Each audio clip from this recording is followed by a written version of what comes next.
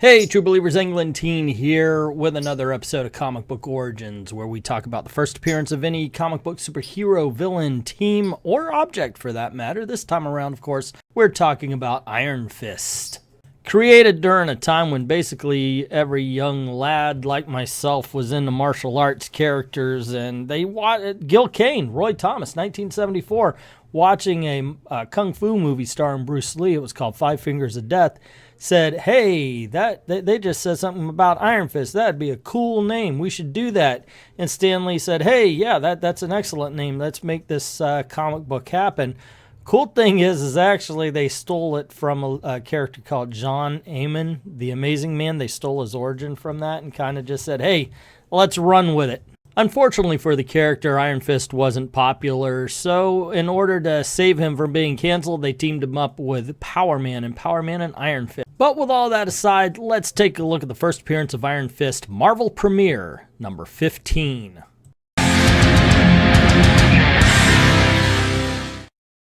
As always, we take a look at the cover first. I think this is a little bit better than the Richard Dragon, considering I do kind of put those two together here.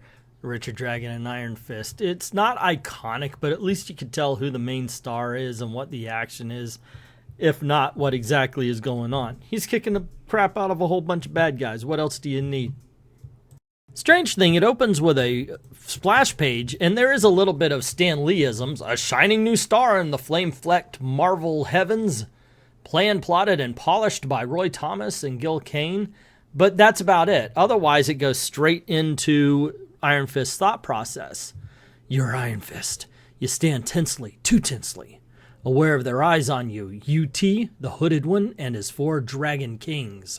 And facing you, 4 others edge closer, searching for an opening. A moment of weakness, the careless flickering of an eyelid. 4. This is your day of destiny, Iron Fist. Today, you will eat of the fruit of the tree of immortality, or else drink deep of the elixir of death. Lord save us from the freaking drama queens of martial arts life. However, Iron Fist does continue his inner monologue, and always under the blazing shrouded eyes of UT, who is called the august personage of Jade. UT and the Lung Wang, the Dragon Kings. Again, your 4 stalkers move closer, poised to strike. You assume the cat stance. You wait, you taunt, and they attack. Hi! Then you move. A rock smash blow fells one, the sword hand another, while a third is dropped by an elephant kick. You whirl. One man, still doubled with pain, receives the blow of the hammer. Another, already reeling, you dispose of with the monkey blow. The 4th attacker, more cautious than his fellows, only now makes his forward leap.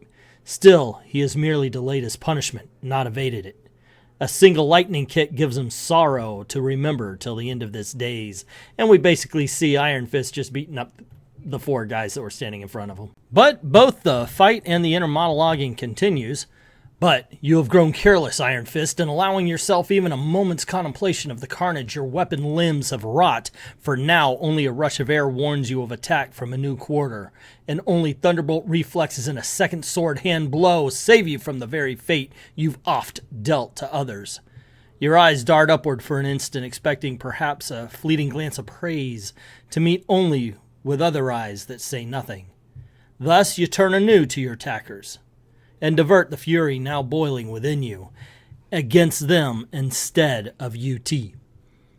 At the last 2 alone are left to come at you, 2 alone, and these made reckless by rage, their assault born more of desperation than of the knowledge which is the one true path. They are perhaps good men, honest men. Meet them outside this amphitheater and they might even have been your friends. But you cannot afford to think of that now, as your combined ram's head blow and dragon stamp in forever their dreams of martial arts glory, and they crumple as one man to the arena floor. So we see Iron Fist basically defeat everybody. He turns to the leader of Kunlun Mountain, UT, and says, all right, dude, I'm ready for the next challenge. And UT's like, whoa, the next challenge is for you to just stay and contemplate the things that have brought you to this point. Give him a minute, son. Dewey Cox needs to think about his entire life before he plays. So Iron Fist decides, okay, I'll remember myself. And he says, you see, yourself as you were, It was almost exactly 10 years ago when 4 black specks made their trackless way across the snow-crusted Asian wastes. Why's it gotta be about black? So basically Danny Rand, or we haven't met him as Danny Rand yet, kind of imagines and remembers himself with his mother and his father climbing the Himalayas as his father searches for Shangri-La. And we find out that the guy with them is named Meacham, and he is the partner of Iron Fist's dad. They do recognize the fact that the dad's a little bit obsessed with this Shangri-La place, this Kunlun mountain place that he's supposed to be finding. Danny's watching his father to the point where he doesn't notice his footing, and he goes over the edge, bringing his mother and eventually his father with him. The rope breaks. Danny and his mother land on a ledge. She took the brunt of it, protecting him.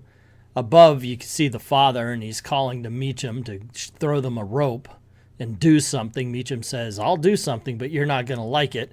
And he stomps on Papa Rand's hand until Papa Rand falls to his death. This is the plot of The Lion King, isn't it? You remember it clearly, don't you, Iron Fist?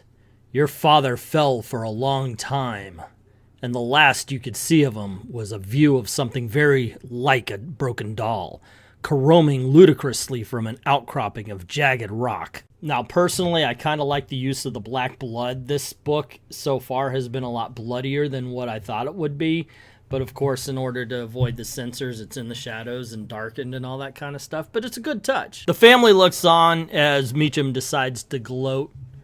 And you wondered why I accompanied you, Wendell Rand? Well, now there is no more Meacham and Rand, only Rand Inc. Wait, what? And no one will ever be able to prove I killed you. Exhilaration was sweeping over Harold Meacham's exhilaration and a sense of power when the first rock struck and bloodied his cheek. Perhaps that is why he looked more shocked than truly hurt. Or because it was thrown by an injured woman or a small child about 20 feet away to a higher position. There's so many reasons why that just wouldn't. It was, oh, goodness gracious, somebody tried to throw something at me. It was a snowball. So Meacham calls down to the lady and says, hey, I did it for you because I love you. Don't you want to be with me, or you want to die? And she goes, yes, I want to die, and I want my son to die rather than grow up to kill you or live in a world with you. And he says, all right, see ya. And leaves him there. And she's like, all right, are you ready to climb up? Are you ready to try? And Danny Rand says, yes, mother, yes, and we flash back to Iron Fist, ready. So Iron Fist basically says, all right, bring on the next challenge. And he's like, you've got to battle one guy. And he's like, dude, I can't take one guy. I took out 4. And he's like, yeah, but not like this. And they describe him. He's as fast as lightning, and his fists are like thunderbolts. Everybody's kung fu fight. Anyway, so they do the little bow to each other, and then the battle begins. Much to Iron Fist's chagrin, his blows aren't doing any damage, and he almost gets his butt kicked. Iron Fist begins again his inner monologue. Almost unbelieving now, you seek to take advantage of the slow ponderous of the hooded man's vast bulk. Your nimble feet find their target surely enough. But once more, Shihu seems scarcely shaken by the impact. His own clenched fists are far from slow. First they tell us he's lightning quick. Then they say he's huge and ponderous. Now they're saying he's lightning quick, or at least his fists aren't. Consistency, kids. That's all we ask for. So the Dragon Kings begin to mock him. So, August 1, this gaudily festooned weakling is he whom you would welcome into the company of the immortals? Rather, it seems to this one that he should be turned out again into the endless snows that drift beyond our gates of dreams. And they continue to watch Iron Fist basically get his butt severely kicked. And as Iron Fist is pummeled into weakness, he remembers his mother's strength, who carried him back onto the ledge from which they were thrown through the snow. She found shelter for them, but soon a pack of wolves show up. His mother hurries him along, and he asks what his father was actually looking for, and she says it's some city and that she didn't really believe it existed. But as she's saying this, they see a bridge, and she can't believe her eyes that this thing could exactly be real. But soon the wolves show up, and she tells Danny to run for the bridge. Hurry, darling, hurry. They make it to the safety in the hard wood of the bridge, only to realize, wait a second, those wolves will still eat us. So the mother tells Danny to run as fast as he can, as she turns around and basically feeds herself to the wolves to save his life. Now, I told you guys this book is a little bit more gruesome than the 1970s creation date made it seem to be. So Danny cries out, "Mother!" And look at his eyes. This is a kid who is now looking at his torn apart mother, by the way. You saw then what you saw and you'll never forget it. Yet, as you started back to her, heedless of the cost, mindless of the fanged peril, suddenly strong hands were there, gripping, holding, and the next instant we see a bunch of crossbows. You didn't wonder then at the men who had appeared as if from nowhere, at the weapon of another age which had fired too late. "She is dead. Mother, I've got it. But you are among the living once more. Welcome, lad. Welcome to Kunlun." You didn't even hear him then, did you? Your tears were too loud, your sorrow too strident, your young body too racked with too many kinds of different pain. Pain from a different kind from that you feel today, though no less real for all that. But now the realities come pouring over you again like a tidal wave of agony, like a thundercloud of dark despair, like the shadow of death itself. I am Iron Fist. I was trained to be a living weapon, to defend myself from anything human. Yet you toss me about like a child's broken plaything. Who are you? He watches as his opponent basically fires a dagger out of the palm of his hand and into his shoulder. His mother's spirit appears before him, and he's able to call forth some sort of strength.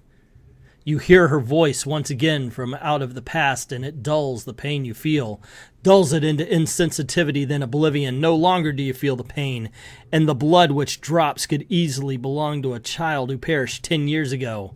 Now you are merely Iron Fist, and you are as well a man gone berserk. And we see the craze in his eyes as he goes, "Hi-ya!" and kicks him into in the head. You know you failed before with blows you thought your strongest, but that doesn't matter now as you leap anew into the jaws of steel-fleshed doom. And we watch as Iron Fist strikes harder and harder. As you strike again and again and yet again, now you can feel the hard man-forged metal beneath the hood, feel it start to give and bend and twist. The ponderous giant moves become sluggish, slow, mechanical, and if it could feel pain, its pain would dwarf any that you have ever known. At least, and at last it totters, reels, yet it is still too strong to fall, and now an icy calm settles over you. A calm which is finally your greatest strength. You call silently inward upon the invincible will which forms the very core of your being. Unfathomed reserves of concentration and resolve flow from your brain, your shoulders, your legs, from every part of a body honed for 10 long years. Flow, meld, and merge into one place, into your hand, until it begins to smolder and glow, until it becomes like unto a thing of iron. You do not even need to look at it, do you? You know the strength that is there. You can sense the sheer, naked power which radiates from your clenched hand, as if with a life of its own. Now more than ever, now perhaps really for the first time, you are Iron Fist, and you... We read as we see him smash the robot's head to pieces. And you are triumphant. I can see it clearly now, O august personage, and you dragon kings. First, the challenge of the many, then of the one, and lastly, the challenge of myself, of my will to live, of my fitness to live. I stand bloody but unbowed, never bowed. And I claim at last the right which now is mine to claim. Then slowly in deep sepulchral tones comes the answer you knew would come. Yes, my son. You have won. The right is yours. The right to choose between immortality, eternal life, and death. But we've no room left to show it or to reveal to you the other full unfettered secrets of the uncanny origins of Iron Fist until next issue, ladies and gentlemen. And we also see that this series is affectionately dedicated to the memory of Bill Everett, a most amazing man. So there you go, gang. That is the first appearance of Iron Fist. This is a book I haven't read in a long time, in all honesty, so I kind of dug it. It's still fun. It's a very simple story. Like I said, it is a bit derivative of many that came before it, but the kung fu's cool. The fighting of the robot, I forgot that he was fighting a robot, and I gotta say, I was like, a little bit more human. I do think it was a lot darker than what I remember it being as well. But overall, it was still a lot of fun. It's still a good book. What did you think? Let me know in the comments below. Also, click on one of the videos that are popping up around you here, because I know I put up some other comic book origins. Check them out. I've even got a playlist to go through. It's a lot of fun. A lot of comic book origin videos over a lot of different kind of heroes and villains, so please check those out.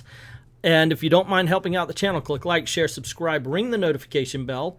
Make sure it's set on all. If you want to help out the channel financially, go on over to Ko-Fi, drop $1 in the till. Links in the description below. I'd like to thank everybody who's already done that, and to everyone, all of the true believers, thank you very, very much for watching.